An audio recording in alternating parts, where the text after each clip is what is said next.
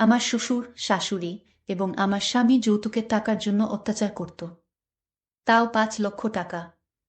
কিন্তু আমি এত টাকা কোথায় পাব? আমার বাবা গরিব মানুষ, এত টাকা জোগাড় করা আমার বাবার পক্ষে সম্ভব না। একদিন হঠাৎ করে আমার ১০ বছরের দেবর আমাকে বলল, ভাবি আমি তোমাকে ৫ লক্ষ টাকা দিব, কিন্তু আমার একটা শর্ত আছে। আমি বললাম, কি শর্ত? তারপর আমাকে আমার দেবর ৫ লাখ টাকার বিনিময়ে যা চেয়েছিল তা শুনে আমার মনে হলো আমার প্রাণটা বুঝি বেরিয়ে গেল। বাকিটা তোমাদের গল্পতে বলছি। যেদিন এক ঘর ভর্তি লোকের সামনে আমার শাশুড়িমা আমাকে বললেন, ছেলে আমার বিয়ে পাস, তাকে জন্ম দিতে কম কষ্ট হয়নি, জীবন মরণ প্রশ্ন গেছে, সেই ছেলেকে লেখাপড়া করিয়ে মানুষ করতে কম খরচ চায়নি আমার, তার খরচ কিছুটা তো তোমার বাবা মাকে পোষাতে বলো। আমিও ঘর ভর্তি মানুষের সামনে বজ্রকণ্ঠে আশাতে কিছুটা ব্যঙ্গ করেও বলেছিলাম, আমিও তো বিবিএ অনার্স করেছি, মাস্টার্সে ভর্তি হয়েছি, লেখাপড়ার খরচ এখনো বাবা বহন করছেন। আমার বাবা মায়ের তো মোটেও খরচ করতে হয়নি। আপনার মনে হয় আমাকে কোনো বাণিজ্য মেলা থেকে কিনে নিয়ে আসছে? আমার মা বাবার কোনো কষ্ট হয়নি আমাকে লালন পালন করতে। শাশুড়ি মা চোখ বড় বড় করে আমার দিকে তাকালেন। তার পুত্র মানে আমার স্বামী আমার কাছে এসে রাগী কণ্ঠে বললেন, মায়ের সাথে বেয়াদবের মতো কথা বললে জানে মেরে ফেলত তোকে। আমি হাতখানা সরিয়ে বললাম, জানি সে তুমি পারবে, মায়ের পুত্র বলে কথা।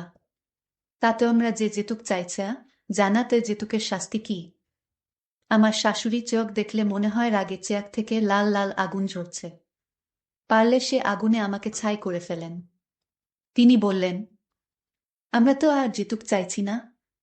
বিয়ের পর মেয়ের শ্বশুর বাড়িতে এটা সেটা দেয়, মেয়ে জামাতার সুখ দুঃখে টাকা দেওয়া যেতুক কেন হবে? এসব উপহার দেওয়া তো সমাজের নিয়ম। সেটা কি তোমার বাবা জানেন না? জি মা, বর্তমান সমাজে যেতুকের আরেক নাম উপহার। শাশুড়ি মা বেশ রেগেই বললেন, নিজের মেয়ে জামাইকে এতটুকু সাহায্য করতে না পারলে তোমার বাবা মেয়ে কেন বিয়ে দিলা? ঘরে খুঁটি করে রাখত। তারা তো আর আপনাদের উপহার চাইবার নিয়ম জানতো না, তাই বিয়ে দিয়েছেন। বেশি কথা বলবা না। মুখে মুখে তর্ক আমার পছন্দ না। বাবার বাড়ি থেকে টাকার ব্যবস্থা করে না আনতে পারলে তালাকনামা হাতে ধরিয়ে দিব। তারপর ঘর থেকে বের করে দিব। আমি কাচুমাচু মুখ করে বললাম, এমনটা করবেন না প্লিজ মা। তালাক হলে লোকে কি বলবে? সমাজে মুখ দেখাব কি করে? আমার জীবন তো নষ্ট হয়ে যাবে। আমি এখনই বাবার বাসায় গিয়ে তাকে বলছি, তিনি যেভাবেই হোক টাকার ব্যবস্থা করে ফেলবেন। দেখলাম তাদের চোখে মুখে বিশ্বজয়ের আনন্দ।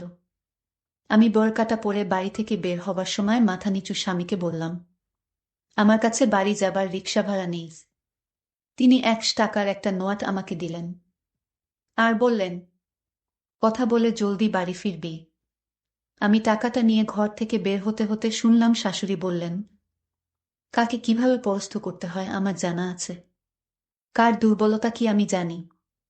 আমি চিন্তায় পড়ে গেলাম, কেমন করে এত টাকা জোগাড় করব? আমার বাবা একজন অসহায় মানুষ, তিনি এত টাকা কোথায় পাবে? আমিও কিছুই ভাবতে পারছি না। কি করব আমার মাথায় কাজ করছে না। আসলে মেয়েদের কপালটা এরকমই হয় নাকি? আমি যদি টাকা নিয়ে বাড়িতে ফিরতে না পারি, তাহলে আমাকে তালাকনামা দিয়ে দিবে।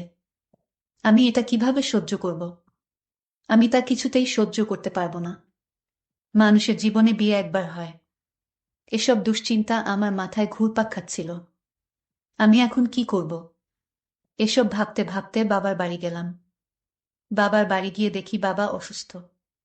আমার মা মারা গেছেন আমার বয়স যখন ১০ বছর তখন। আমাকে আমার বাবা খুব কষ্ট করে বড় করেছে এবং লেখাপড়া করিয়ে মানুষ করেছে। আমার নামটা মা রেখেছিল আয়েশা। বাবা আমাকে ধুমধাম করে বিয়ে দিয়েছিল। যাই হোক, বাবার অসুস্থতা দেখে আমি কিছুতেই শ্বশুরবাড়ির ঘটনাটা শেয়ার করতে পারছি না। বাবা শুনলে হয়তো বাবার মনটা অনেক খারাপ হয়ে যেতে পারে। এমনও হতে পারে বাবার অসুস্থতাও বেড়ে যেতে পারে। আর তাই বাবাকে বলতে পারছি না, কিন্তু বাবা ছাড়া আমার যে পৃথিবীতে আর কেই নেই। বাবাকে তো বলতেই হবে। আমি কি করব এসব ভাবতে ভাবতে আস্তে করে বাবাকে ডাক দিলাম। বাবা আমার ডাক শুনে বিছানা থেকে উঠে বসল। কিরে মা, তুই কখন আসলি? একাই আসলি নাকি? জামাই আসে নাই, আর তোর মুখটা এমন শূন্য দেখাচ্ছে কেন মা? তোর কি হয়েছে মা, আমায় খুলে বল মা। বাবাকে জড়িয়ে ধরে কান্না করে বললাম, বাবা, আমার শ্বশুর শাশুড়ি, আমার স্বামী তার আমার কাছে যৌতুক চাচ্ছে। বলেছে 5 লাখ টাকা নিয়ে যেতে। যদি 5 লক্ষ টাকা না নিয়ে যেতে পারি তাহলে সে আমারে তাদের বাড়িতে রাখবো না, ডিভোর্স দিয়ে দিবে বাবা। আমার বাবা আমার কথা শুনে বলল, মা তুই কোনো চিন্তা করিস না, আমি টাকার ব্যবস্থা করতেছি। কিন্তু বাবা কোথায় থেকে টাকার ব্যবস্থা করবে?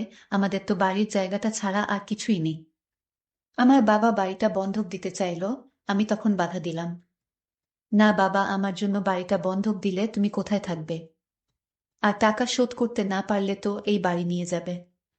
তার চেয়ে বরং আমি আমার স্বামীর বাসায় ফিরব না, আর যাব না। আমি তোমার সাথেই বাড়িতে থাকি।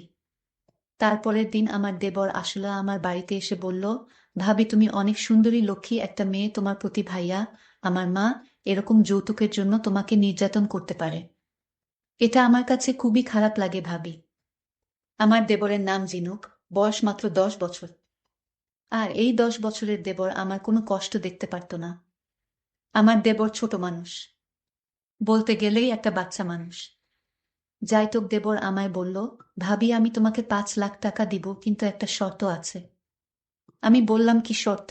আর তুমি ছোট মানুষ, তুমি এত টাকা কোথায় পাবে? আরে ভাবি, আমি ছোট হলে কি হবে? আমার মাথায় যে জ্ঞান আছে, তোমার মাথায় সেই জ্ঞান নেই। এবং কি আমার ভাইয়াও তা পারবে না। আমি তো আমার দেবরের কথা শুনে অবাক, কি বলে পাগলের মতো।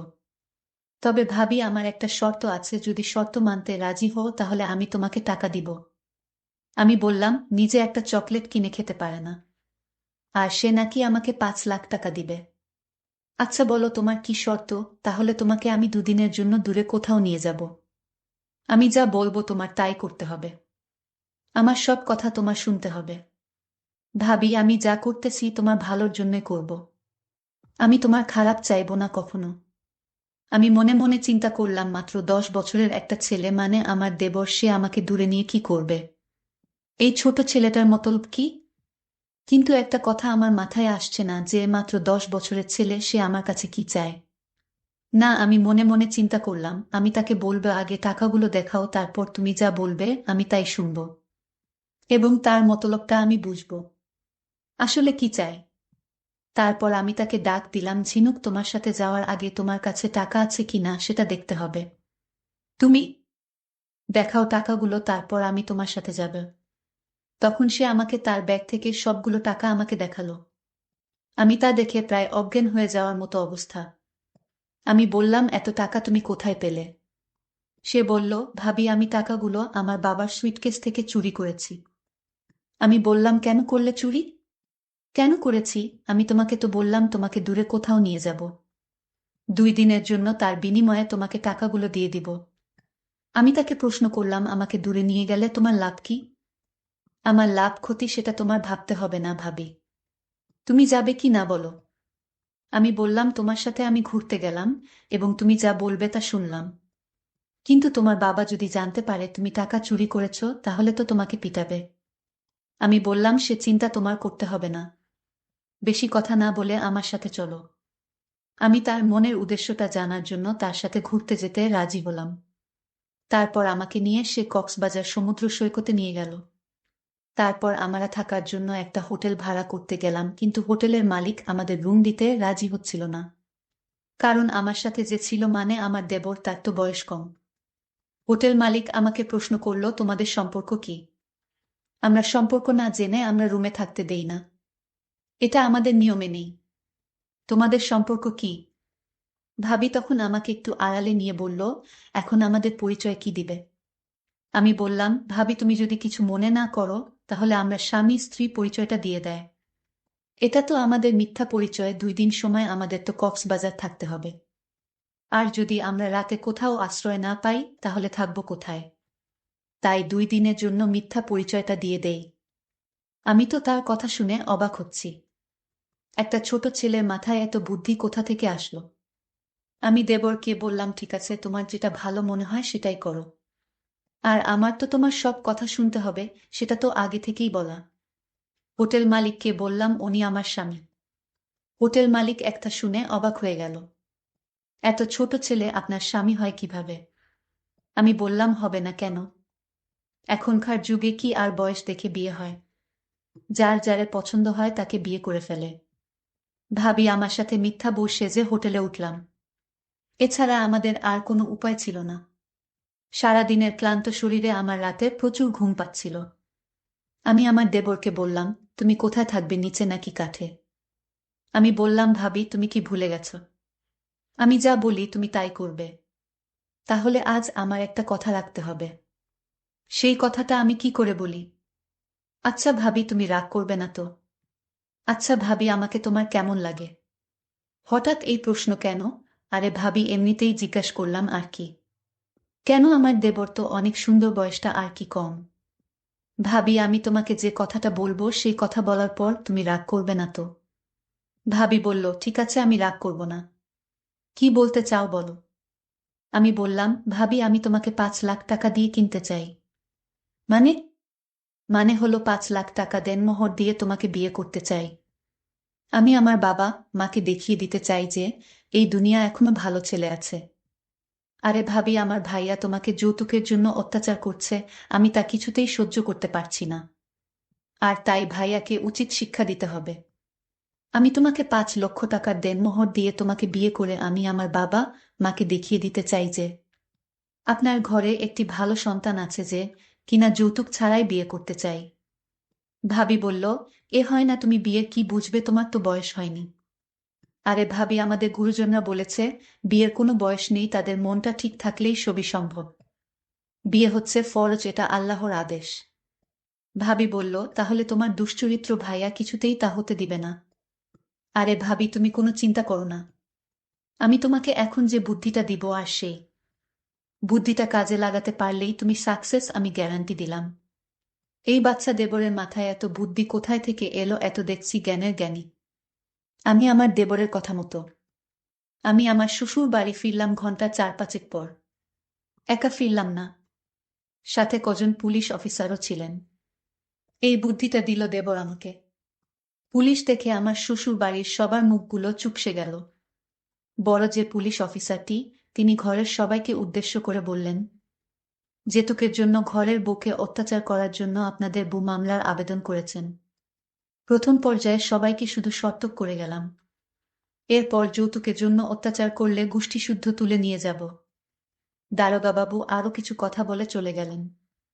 তিনি চলে যেতেই আমি আমার শাশুড়ির কাছে গিয়ে বললাম, তালাক দিবেন তো দিন, কিন্তু তার আগে কাবিনের 5 লক্ষ টাকা রেডি রাখবেন।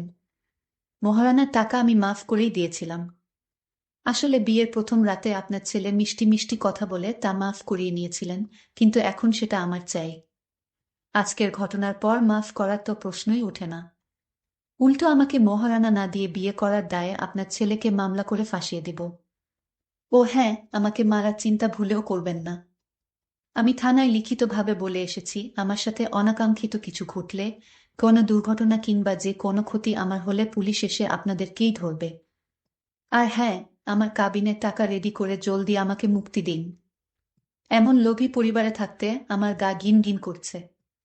এখন বাবার বাড়ি যাচ্ছি, নয়তো দেখা যাবে আমাকে মেরে অ্যাক্সিডেন্ট বলে চালিয়ে দিবেন। পরে পুলিশ আপনাদের ধরে শুলে চড়ালেও তো আমি তা দেখতে পারবো না, জীবিত হব না। নিজের সেফটি ফার্স্ট। তবে এ কার্টুনদের বেশি সময় দেখার মতো সময় আমার হাতে নেই। তারা নিশ্চিত ভাবতে পারছে না একটা চোরের মূল্য এবং আমাকে শোনানো কিছু অকথ্য ভাষা আর যেতুক চাইবার মূল্য তাদের এভাবে দিতে হবে। সকালে আমাকে যেতুকের দাবি করে চর না মারলে আজ আমি তাদের লক্ষ্মীমন্ত ঘরের বউ থাকতাম। তারা আমার শান্তশিষ্ট বিড়ালের মতো রূপটা দেখে ভেবেছিলেন আমাকে যাই মারুক, আমি তাদের পায়ের কাছে গিয়ে মিউ মিউ করব, কিন্তু তারা মানুষ চিনতে ভুল করেছে। বিয়ের আগে আমার নামে ভালো করে খোঁজ করলে জানতো বিড়ালের মুখোশ পরা একটা বাঘিনীকে তারা পুত্রবধূ করেছে। যেই আমি অন্যের সাথে অন্যায় হওয়াকে সমর্থন করি না, সে কিনা নিজের সাথে অন্যায় মুখ বুঝে সহ্য করে নিবে। হ্যাঁ, বিপদ আপদে আপন মানুষই আপন মানুষের পাশে দাঁড়ায়, সাহায্য করে। সে হোক ভাই বোন, আত্মীয়, বন্ধু কিংবা মেয়ে জামাই, কিন্তু সাহায্য চাইবারও ধরন আছে। তারা আমাকে বুঝিয়ে বলতে পারত, বলতে পারো তো ধার হিসাবে নিবে বা এখন সাহায্য করুক পরে ফিরিয়ে দিবে। কিন্তু তাদের চাইবার ধরন যেন আমার বাবার কাছে তারা টাকা পায়। অথবা আমার বাবা মেয়ে বিয়ে দিয়ে খুব ঠেকে গেছে, তাদের টাকা দিতে বাবা বাধ্য। যে যেমন তার সাথে তেমনই করতে হয়, যেমন কুকুর তেমন মুগুর। যাই হোক, বাবার বাড়ি যাচ্ছি, বাবাকে ঘটনাটা বলতে হবে। জানি বাবা শুনলে মুচকি হেসে বলবেন, ঠিক করেছিস। আমার মায়ের বাংলাদেশ, বাংলার সরল মায়ের মতোই চিন্তায় কেঁদে কেটে এক করবে। তাকেও সামলাতে হবে। সকাল থেকে কি খারাপ দিনটাই না গেল, আর সহ্য হচ্ছে না। চা খেতে হবে, কড়া লিকার। আমি বাবাকে বললাম, বাবা এমস্ত কিছু করেছে এবং আমাকে বুদ্ধি দিয়েছে আমার 10 বছরের দেবর। তার কোনো তুলনা হয় না। তার মাথায় এত বুদ্ধি আল্লাহ দিয়েছেন। আজ যদি এমন একটা দেবর আমার পাশে না থাকতো, তাহলে আমার কি অবস্থা হতো বাবা? আমার কথাগুলো শুনে বাবা কান্না গলায় বলল, তোর দেবর কোথায়? ওকে ডাক, ওকে আমি সেলুট জানাই। আমার দেবর তখন বাবার সামনে আসলো আর বাবাকে বলল, বাবা এটা ছিল আমার কর্তব্য, সমাজে কেন নারীরা যৌতুকে দায়ে নির্যাতিত হবে। তার কিছুদিন পর আমি আমার স্বামীকে ডিভোর্স দিয়ে দিলাম। বাবার সম্মতিতে আমি 10 বছরের লক্ষ্মী দেবরকে বিয়ে করে নিলাম। আমি এমনি একটা ভালো ছেলে চেয়েছিলাম। আল্লাহর কাছে চাইলে খালি হাতে ফেরত দেন নাই। আমি বিয়ের আগে নামাজ পড়ে দোয়া করতাম, আমি হে আল্লাহ, তুমি আমার জীবনে একটা ভালো মানুষ দিও। আজ সেই আশা আল্লাহ পূরণ করেছে। যেতুক নামক সামাজিক ব্যাধির চিকিৎসা কিছুটা কেশলে করতে হবে। আজ আমার দেবরের মতো কৌশল ব্যবহার করলে বা সমাজের প্রত্যেক ছেলে যদি আমার দেবরের মতো হতো, তাহলে সমাজ পরিবর্তন হয়ে যেত খুব সহজে।